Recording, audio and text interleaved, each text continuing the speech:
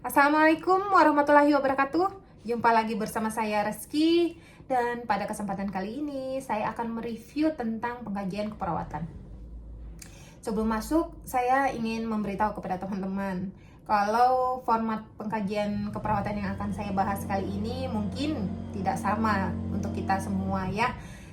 Ini format pengkajian yang kami pakai di tempat kerja kami, menggunakan rekam medis elektronik e-puskesmas ya. Jadi untuk pengkajian keperawatannya bisa diakses di kolom anamnesa. Jadi kalau kita membuka kolom anamnesa itu pengkajian awal yang harus kita isi yang pertama itu adalah nama dokter dan nama perawat, yaitu nama kita yang melakukan pengkajian.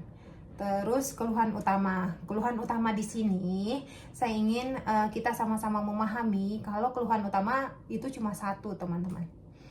Dari sekian banyak keluhan yang dirasakan oleh pasien, apa sih yang paling berat dirasakan oleh pasien tersebut membawa dia untuk memeriksakan dirinya?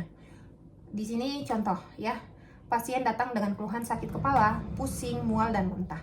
Jadi kita harus tanya ulang ke pasiennya, keluhan yang paling berat yang Bapak rasakan itu apa? Atau Ibu rasakan itu apa? Di antara sakit kepala, pusing, mual, dan muntah.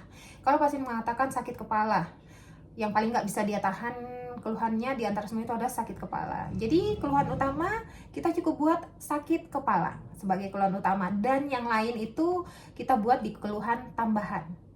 Ya, harus digarisbawahi ya, keluhan utama itu hanya satu, yang paling berat dirasakan oleh pasien.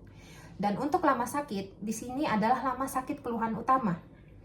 Jadi sakit kepala itu dirasakan oleh pasien udah berapa lama? Kita buat 1 bulan, 1 hari, itu tetap kita buat di lama sakit pasien ya. Itu harus jelas. Untuk menentukan pasien ini, keluhannya masih akut atau udah kronis ya, itu terkait dengan lama sakit. Terus untuk keluhan tambahan juga kita bisa uraikan. Pusing dirasakan pasien kurang lebih 2 hari, mual dan muntah 1 hari, itu bisa kita uraikan di kolom keluhan tambahannya. Sampai di sini jelas ya teman-teman ya. Terus lanjut di riwayat penyakit. Riwayat penyakit di sini juga kita dalam bentuk uraian ya, isian riwayat penyakit sekarang, riwayat penyakit dahulu, dan riwayat penyakit keluarga. Itu penting karena ada nggak kaitannya keluhan yang sekarang dengan yang terdahulu, untuk mengkaitkan ini kambuhan, atau ini keluhan baru, sakitnya pasien ini baru, atau udah memang sakit yang lama. Terus alergi pasien di sini juga penting ya, karena salah satu penyakit medis, contohnya asma ya, saya beri contoh asma, otomatis kan pasti ada pencetus. Kenapa sampai dia kambuh? Keluhannya itu sampai kambuh.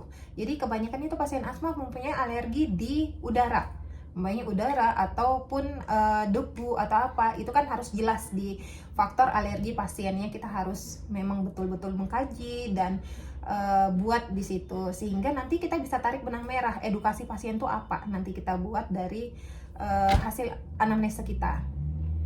Terus untuk di pemeriksaan fisik di sini ada kesadaran. Otomatis kalau kita di puskesmas, pasien itu datang sendiri, berjalan sendiri ke kita, otomatis kan itu pasiennya kesadarannya penuh ya, atau kompos mentis ya.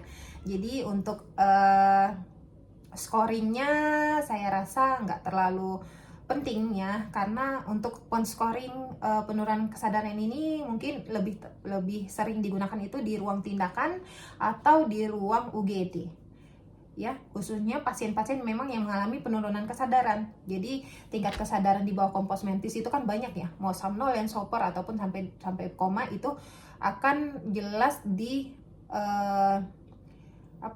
penggolongan atau respon buka mata, verbal, ataupun bicara motorik pasien. Untuk lebih jelasnya itu video untuk GCS sudah saya buat tersendiri ya, silahkan buka kalau teman-teman mau kembali belajar.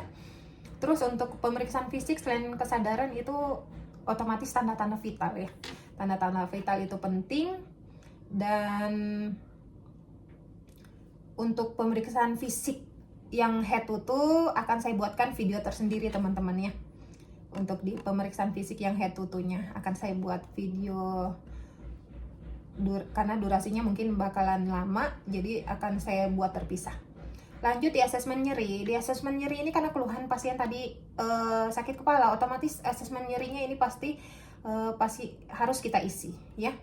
Di sini kita pakai skala nyeri 0 sampai 10, nanti tinggal lihatkan pasien gambar yang menggunakan skala, jadi pasien bisa menunjuk angka yang bisa menggambarkan rasa nyeri yang dia rasakan. Apakah itu nyeri ringan, sedang ataupun berat ya.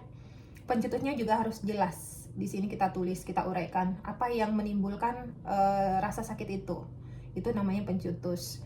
Terus untuk kualitasnya kan bisa seperti apa, rasa tertekan, rasa terbakar, atau ditusuk. Itu pun juga kita harus pilih dengan pasti ya dari hasil anamnesa. Terus lokasinya bisa kita tulis di situ, apa cuma satu lokasi atau menjalar atau gimana, kita harus uraikan di situ ya.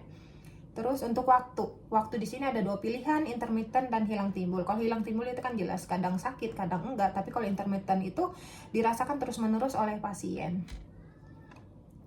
Oke, sampai di sini semoga pengkajian dasar yang saya sampaikan cukup jelas. Dan kalau seumpamanya nggak jelas bisa ditanyakan ya teman-teman, apa yang teman-teman pengen tanyakan silahkan tulis di kolom komentar. Dan sekali lagi, video berikutnya tentang pemeriksaan fisik head to toe, jangan lupa nyalakan loncengnya agar kalau videonya udah diupload langsung masuk notifikasi ke tempat teman-teman dan teman-teman bisa langsung nonton. Lebih dan kurangnya saya mohon maaf, kesalahan dan kekurangan berasal dari saya sendiri. Wabillahi taufiq wal hidayah. Assalamualaikum warahmatullahi wabarakatuh.